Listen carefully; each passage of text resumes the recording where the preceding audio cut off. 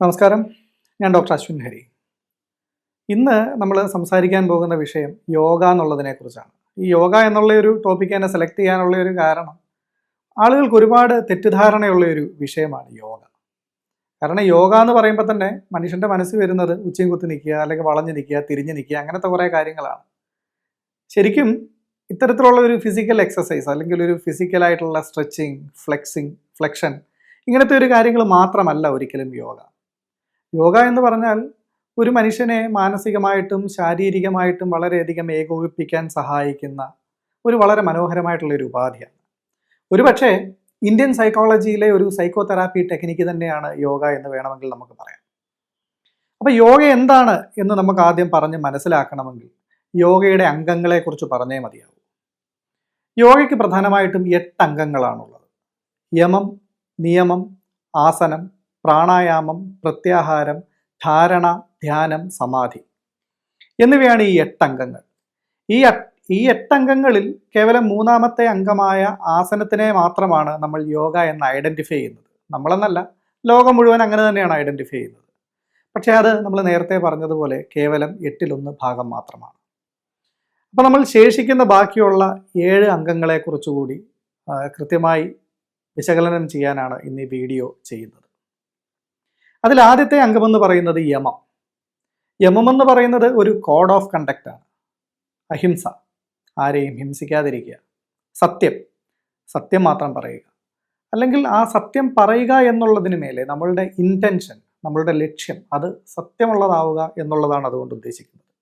ആസ്തേയം, മോഷ്ടിക്കാതിരിക്കുക.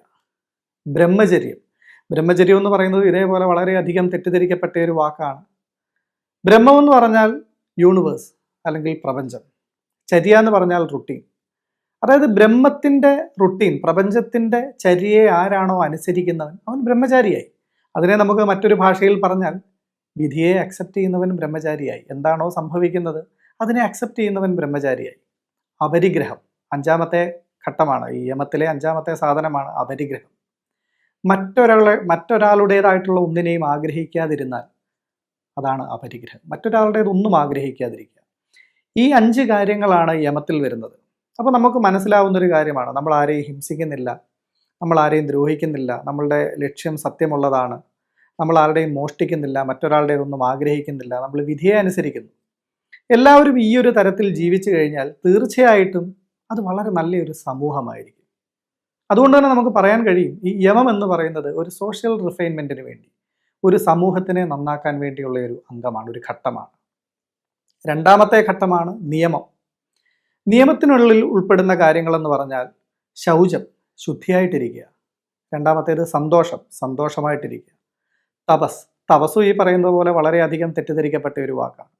നമ്മൾ ചെയ്യുന്ന തൊഴിൽ അത് എന്തായാലും, അത് കക്കൂസ് കഴുകുന്നതായിക്കോട്ടെ, മിറ്റം തൂക്കുന്നതായിക്കോട്ടെ, എന്തുമായിക്കൊള്ളട്ടെ, അത് പൂർണ്ണമായ അർപ്പണബോധത്തോടുകൂടി ആ തൊഴിൽ പൂർണ്ണമായും ആസ്വദിച്ച് അതിൻ്റെ ഫലത്തിനെക്കുറിച്ച് ചിന്തിക്കാതെ ചെയ്താൽ അത് തപസ് തന്നെയാണ്. ആസ്തിക്യം 4ാമത്തെ ഘട്ടമാണ്. ആസ്തിക്യം, വിശ്വാസമുണ്ടാവുക. കാരണം ഒരു മനുഷ്യന് മുന്നോട്ട് ജീവിക്കണമെന്നുണ്ടെങ്കിൽ ഒരു വിശ്വാസം ആവശ്യമാണ്. അത് ചിലപ്പോൾ ഒരു ദൈവവിശ്വാസമായിരിക്കാം, മറ്റൊരാളിലുള്ള വിശ്വാസമായിരിക്കാം, ആത്മവിശ്വാസമായിരിക്കാം. പക്ഷേ ഒരു വിശ്വാസം ഒരു മനുഷ്യന് വളരെ ആവശ്യമായിട്ടുള്ള ഒന്നാണ്. നമ്മളുടെ നിയമത്തിലെ 5ാമത്തെ ഘട്ടം എന്ന് പറയുന്നത് ഈശ്വര പ്രണിധാനമാണ്. ഈശ്വര പ്രണിധാനം എന്ന് പറഞ്ഞാൽ പ്രാർത്ഥിക്കുക, പ്രാർത്ഥന. എല്ലാ പ്രാർത്ഥനകളും ഒരുതരം മെഡിറ്റേഷൻ തന്നെയാണ്. അപ്പോൾ ഒരു മനുഷ്യനെ കൃത്യമായിട്ട് ശുദ്ധിയായിട്ടിരിക്കുക, സന്തോഷമായിട്ടിരിക്കുക, അവൻ്റെ കർമ്മം കൃത്യമായിട്ട് ചെയ്യുക, വിശ്വാസമുണ്ടാവുക, പ്രാർത്ഥിക്കുക, ഇതൊക്കെയാണ് നിയമത്തിൽ ഉൾപ്പെടുന്ന കാര്യങ്ങൾ. ഈ പറയുന്ന 5 കാര്യങ്ങളും കൃത്യമായി നമ്മൾ പാലിച്ചില്ല എങ്കിൽ, അതായത് നമ്മൾ കുളിച്ചില്ല എങ്കിൽ സമൂഹത്തിന് യാതൊരു ദോഷവുമില്ല. നമ്മൾ കൃത്യമായിട്ട് ഉത്തരവാദിത്തത്തോടു കൂടി നമ്മുടെ ജോലി ചെയ്തില്ലെങ്കിലും സമൂഹത്തിൻ്റെ ഒരു ദോഷവുമില്ല. പക്ഷേ നമ്മൾ കുളിച്ചില്ല എങ്കിലും ഉത്തരവാദിത്ത ബോധമില്ലാത്തവരായാലും സന്തോഷമില്ലാത്തവരായാലും അത് തീർച്ചയായിട്ടും നമ്മളുടെ കുടുംബത്തിനെ ബാധിക്കും. അതുകൊണ്ട് തന്നെ നിയമം എന്ന് പറയുന്ന ഘട്ടം സാമൂഹിക പരിഷ്കരണത്തിന് വേണ്ടിയുള്ളതല്ല, അല്ലെങ്കിൽ ഒരു സമൂഹത്തിനെ ഉദ്ധരിക്കാൻ വേണ്ടിയുള്ളതല്ല, അത് നമ്മളുടെ കുടുംബത്തിനെ നന്നാക്കാൻ വേണ്ടിയുള്ളതാണ്. അതുകൊണ്ട് നിയമം കൃത്യമായിട്ട് നമ്മൾ പരിപാലിക്കപ്പെട്ടാൽ അത് നല്ലൊരു കുടുംബമായിരിക്കും. അങ്ങനെ നമ്മൾ ആദ്യം ഒരു സമൂഹത്തിനെ നന്നാക്കി, 2ാമത്തെ ഘട്ടമായിട്ട് നമ്മൾ നമ്മളുടെ കുടുംബത്തിനെ നന്നാക്കി. ഇനി അടുത്തൊരു ഘട്ടമാണ് അവനവൻ്റെ ശുദ്ധീകരണം. അവനവൻ്റെ ശുദ്ധീകരണത്തിനായിട്ടുള്ള ആദ്യത്തെ ഒരു ഘട്ടമാണ് ആസനം എന്ന് പറയാം. അപ്പോൾ ആസനം മുന്നേ നമ്മൾ പറഞ്ഞു, കുറേ ഫിസിക്കൽ എക്സസൈസുകൾ, നമ്മളുടെ സ്ട്രെച്ചിങ്ങുകളും വ്യായാമങ്ങളും അതെല്ലാം ഉൾപ്പെടുന്ന ഒരു ഘട്ടമാണ് ഈ ആസനങ്ങൾ എന്ന് പറയുന്നത്. അതായത് യോഗയുടെ ഒരു ഫിസിക്കൽ പാർട്ടാണ് ആസനം. ആസനങ്ങളുടെ ഒരു ലക്ഷ്യമെന്ന് പറഞ്ഞാൽ സ്ഥിരം സുഖം ആസനം എന്നുള്ളതാണ്. അതായത് ഒരു മനുഷ്യനെ സ്ഥിരമായിട്ട് സുഖമായിട്ട് ഒരു സ്ഥലത്ത് ഇരുത്താൻ പ്രാപ്തനാക്കുന്നതാണ് ആസനം. ഒരാൾക്ക് വേദനകളൊന്നുമില്ലാതെ സന്തോഷമായിട്ട് സുഖമായിട്ട് കംഫർട്ടബിളായിട്ട് ഒരു സ്ഥലത്ത് ഇരുത്താനുള്ള കേപ്പബിലിറ്റി ഉണ്ടാക്കുക, വേദനകൾ ഇല്ലാണ്ടാക്കുക, ഫ്ലെക്സിബിൾ ആക്കുക, ബോഡിയുടെ ഇക്വിലിബ്രിയം കറക്റ്റ് ചെയ്യുക. ഇതിനു വേണ്ടിയുള്ള ഒരു ഘട്ടമാണ് ആസനങ്ങൾ. അത്രമാത്രമേ ഈ ആസനങ്ങൾക്ക് പ്രസക്തിയുള്ളൂ. ഇതിനുശേഷം അടുത്ത ഘട്ടം, 4ാമത്തെ ഘട്ടമാണ് പ്രാണായാമം. നമ്മളുടെ ജീവശ്വാസത്തിൻ്റെ മറ്റൊരു പേരാണ് പ്രാണൻ എന്ന് പറയുന്നത്. അപ്പോൾ നമ്മൾ കുതിരയെ കടിഞ്ഞാണ് കൊണ്ട് നിയന്ത്രിക്കുന്നത് പോലെ നമ്മളുടെ മനസ്സിനെ നമുക്ക് നമ്മളുടെ ശ്വാസം കൊണ്ട് നിയന്ത്രിക്കാൻ കഴിയും. അത്തരത്തിൽ ശ്വാസന നിയന്ത്രണത്തിലൂടെ നമ്മളുടെ മനസ്സിനെ നിയന്ത്രിച്ചെടുക്കുന്ന ഒരു ഘട്ടമാണ് ഈ പ്രാണായാമം എന്ന് പറയുന്നത്. അപ്പോൾ പ്രാണായാമത്തിനെ നമുക്ക് കരുതാൻ കഴിയുന്നത് മനസ്സിലേക്കുള്ള ഒരു വാതിലായിട്ടാണ്. ഇപ്പം മോഡേൺ സൈക്കോളജിസ്റ്റുമാരും മോഡേൺ ടെക്നിക്കുകളിലും എല്ലാം ഈ ബ്രീത്തിങ് എക്സസൈസുകൾ നമ്മളുടെ മനസ്സിനെ നിയന്ത്രിക്കുന്നതിനായിട്ട് ഉപയോഗിക്കുന്നുണ്ട്. അതേപോലെ നമുക്ക് എല്ലാവർക്കും അറിയാവുന്ന ഒരു കാര്യമാണ്, നമുക്ക് ദേഷ്യം വരുമ്പോഴും ഭയം വരുമ്പോഴും സന്തോഷം വരുമ്പോഴും എല്ലാം ശ്വാസത്തിൻ്റെ താളം തെറ്റാറുണ്ട്, ശ്വാസത്തിൻ്റെ താളം മാറാറുണ്ട്. അപ്പോൾ നേരെ തിരിച്ച് ഈ ശ്വാസത്തിനെ നിയന്ത്രിക്കുന്നതിലൂടെ തന്നെ നമുക്ക് നമ്മളുടെ മാനസിക വ്യവഹാരങ്ങളെയും നിയന്ത്രിക്കാൻ സാധിക്കും. അത്തരത്തിൽ ശ്വാസത്തിലൂടെ മാനസിക വ്യവഹാരങ്ങളെ നിയന്ത്രിച്ച് മനസ്സിനെ നിയന്ത്രിച്ചെടുക്കുന്ന ഒരു ഘട്ടമാണ് പ്രാണായാമം എന്ന് പറയുന്നത്. അതായത് നമ്മളൊരു വ്യക്തിയുടെ മനസ്സിലേക്ക് കടക്കുകയാണ്. നമ്മൾ ആദ്യം സമൂഹത്തിനെ ശുദ്ധീകരിച്ചു, അതിനുശേഷം കുടുംബത്തിനെ ശുദ്ധീകരിക്കേണ്ട കാര്യങ്ങൾ ചെയ്യുന്നു, അതിനുശേഷം ഒരു മനുഷ്യൻ്റെ ശരീരത്തിനെ കോൺഫിഡൻ്റ് ആക്കുന്നതിന് വേണ്ടിയിട്ടുള്ള, ശരീരത്തിനെ സ്റ്റേബിൾ ആക്കുന്നതിന് വേണ്ടിയിട്ടുള്ള കാര്യങ്ങൾ ചെയ്തു. 4ാമത്തെ ഘട്ടമായിട്ട് നമ്മൾ മനസ്സിലേക്ക് കടക്കാനുള്ള അതിൻ്റെ വാതിക്കൽ എത്തി നിൽക്കുകയാണ് പ്രാണായാമത്തിലൂടെ. ഇതുവരെയുള്ള 4 ഘട്ടങ്ങളെ നമുക്ക് കൃത്യമായി തൊട്ട് കാണിക്കാൻ കഴിയുന്നവയാണ്, അല്ലെങ്കിൽ കൃത്യമായിട്ട് മാറ്റി മാറ്റി മാറ്റി കാണിച്ചു കൊടുക്കാൻ കഴിയുന്നവയാണ്. പക്ഷേ യോഗയിലെ ഇനിയുള്ള 4 ഘട്ടങ്ങൾ, അതാണ് ഏറ്റവും പ്രാധാന്യമുള്ള യോഗയിലെ 4 ഘട്ടങ്ങളും. എന്നാൽ അവയെ നമുക്ക് ഈ വേർതിരിച്ച് 4ആയി തൊട്ട് കാണിക്കാൻ സാധിക്കുകയില്ല. അതിൻ്റെ കാരണമെന്ന് പറഞ്ഞാൽ, നമ്മൾ മെഡിറ്റേഷൻ എന്ന് പറഞ്ഞ് നമ്മളെല്ലാവരും പ്രാക്ടീസ് ചെയ്യുന്ന ഒരു കാര്യമുണ്ട്. ഈ മെഡിറ്റേഷൻ്റെ 4 ഘട്ടങ്ങളാണ് ഇനി സംഭവിക്കാൻ പോകുന്നത്, അല്ലെങ്കിൽ ഇനി ഞാൻ എക്സ്പ്ലെയിൻ ചെയ്യാൻ പോകുന്ന 4 ഘട്ടങ്ങൾ എന്ന് പറയുന്നത്.